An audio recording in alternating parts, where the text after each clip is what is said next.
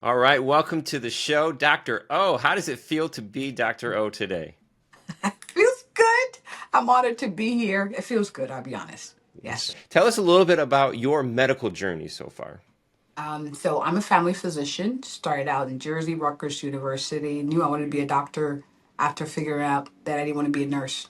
Do I like the nurse's uniform better? Got into medicine. Fell in love with family medicine as a catch-all. See the whole family get to transform lives transgenerationally. So I did that. I've been doing that now for over 14 years. I'm also lifestyle boarded. 3 years ago, decided to actually started my practice here in Mansfield, Texas, where 3 years, going to 3.5 now. We serve thousands of patients with the culture of care sincerely. I love what I do. Still don't like the administrative stuff and the insurance crap, but we're here.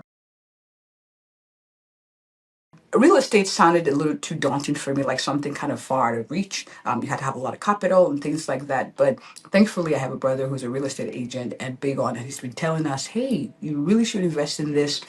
And most, when you watch people talk about their financial journey to being a millionaire, 6 figures, 7 figure, 8 figures, and things like that, there's always real estate. So I'm like, okay, then this makes sense. Anyway, hubby is very big on, hey, let's invest, let's make our money work for us, not keep it in the bank. And so we decided to, flip a few properties when we moved to Texas. Thankfully, we were able to flip four. But that was before I knew I was going to have a practice. So after that, we decided, well, I'm going to start a practice. But of course, you flip, you report a loss. So Hmm. all the banks that we were trying to ask Hmm. for were like, no. But because of relationships we have, we would have people help us with that. And in turn, flip the three, significant return on investment and pay off the loan for the practice. Oh, wow. Essentially, yes. So we have one property left, and we're looking to grow our portfolio as things start to steady off. When you buy a real estate property, sometimes you don't know what to expect. People estimate like what the costs will be. And the truth is, it costs what it costs. You don't expect to buy a house and just be able to put it on the market. That's the fairy tale version of that. It takes work. You're going to hire people, you're going to hire contractors. You hope you get a good fix, a good person to do the work. Sometimes it turns out well, sometimes it doesn't, but it's a risk. But it's a risk that rewards, but it's a process. And so the process of putting the money out to pay for the things, and I actually enjoyed decorating. So Yes. my his job was to get the contractors to do the things, and my job was to look through marketplace, maybe have some people help me pick up a few furniture and do the even though that's something you could delegate. But I enjoy that, so that was my. He was like, "Well, it's ready for you to decorate. I'll take the picture of the room, and I get to do that." But the when we saw the first one, like, we were able to rent it out and it was paying for itself, it made sense, you know. And one thing my grandma taught me before she passed was it's not wise to put your money in the bank. And I'm looking at her like, yeah, you're old. What do you know? God forgive me.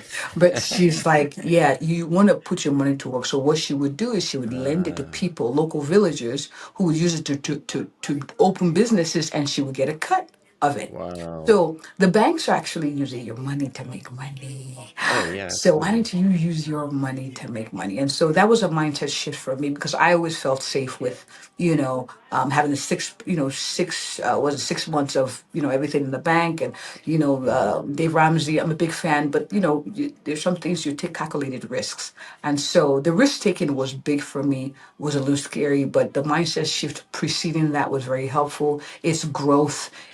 Nothing comes easy. That's the truth. And so it's just a matter of meeting with the right people who know what they're doing, who've done it before. My brother was a big help. My husband is financially savvy as well. We talked to people. We looked at the houses and their reports. But the biggest challenge I see was, putting the money and saying, oh, when is this going to be on the market? Hmm. The waiting period, I say, Yeah.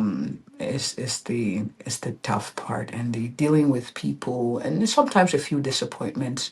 But you do meet people who know the ropes and who are able to properly manage for you too. So that's an option. So you don't have to do all the legwork. We know better now. Yeah. We'd interview, we would go check if they had a leak, we would go, we get a contractor, and oh my God. And it was taking a toll on my husband, and he worked a full-time job. Also, he's the co-founder with me in the practice, the COO. So it was just too much. And so we contemplated selling the last one, but we said, you know what, why don't we rent it out? As a steady income, and we know that it would appreciate in time. So we've kept the last one and we've been renting it out. What we're doing differently now is we have someone who we pay, a property manager who, sends us the bill. We pay every month, and he takes care of all the complaints and the concerns. And then we rented it to it's a Section 8 type program where we know that part of the income comes from the government, because we did have some tenants who didn't do too well when COVID hit, as far as paying back and, yeah. So at least with the government, we have a steadier portion of it coming in. And we're looking to, maybe expand our portfolio a little bit. We actually also did Airbnb with the house. We're trying to grow our portfolio, but a big project that's facing us is the business, is the, building our own practice from scratch. And there's deadlines to meet, because we want to not have to, extend our current lease. And it's next, believe it or not, in 2026, and next year is next month. So, so that's the next big challenge for us, and we hope to use some of our personal, real estate to help with that and offset some of the costs, and also lower our tax burden too. And I'm excited as to what that's going to do. But of course, we're going to do it through team and with help, of course, few loans. But that's okay.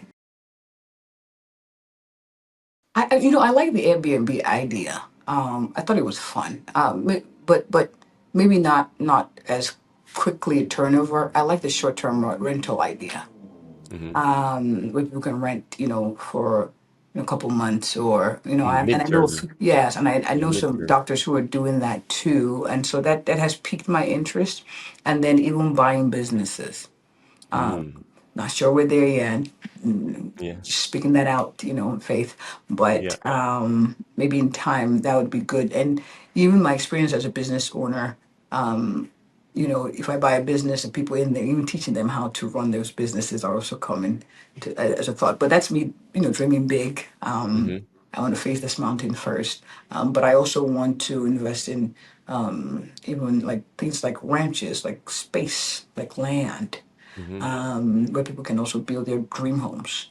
I was in a conversation with someone on a plane, and we got to talking. Showed me his backyard. He has 150 animals. Oh wow. He has he has 3 crocodiles. I don't know why you want What? one. Not kidding you. Has a giraffe, 3 or so different animals. Has, massive ranch in Texas. Wow. He don't need to go anywhere. He can just go to his backyard. He Yeah. don't need to travel. Yeah. And so I'm like, wow. My mind was just blown at the idea